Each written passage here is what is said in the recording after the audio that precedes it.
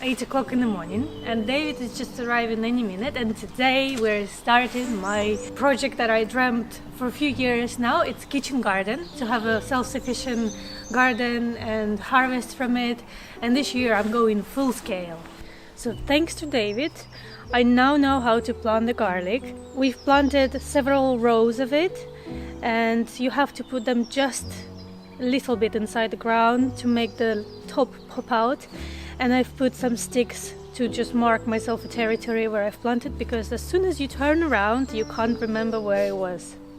We've planted several types of sage in the garden and they were in the sunniest spot. That's why they've really loved it in here and they're growing like crazy. That's why we're trimming them all back. We're gonna leave a little bit in this flower bed, but most of it we're gonna move into the shadier part of the garden. This is the first time ever I'm planting onions, so I don't know how they're gonna grow. I just learned how you need to plant them, basically the same as garlic. And then summertime we will be harvesting it. This is the sunniest flower bed veggie patch in our garden at the moment, and we planted it with some curry plant and rosemary, and they're doing very well, but I don't have any other spaces for other things like cucumbers or tomatoes, so we're gonna move them this year into the shadier part. And this bed is gonna be hosting probably not cucumbers because they like the warmth. They're gonna grow in a conservatory which I'm turning into a greenhouse this year, and this bed probably will host some tomatoes.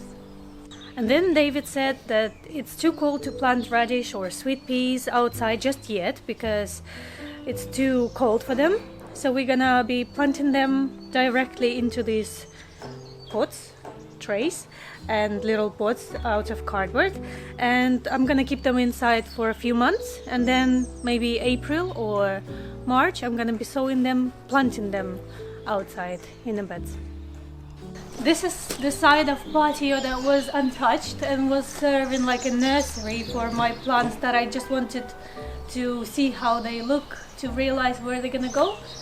But this year I want to put more veggie patches in here and create cozy area where you can have your dinner.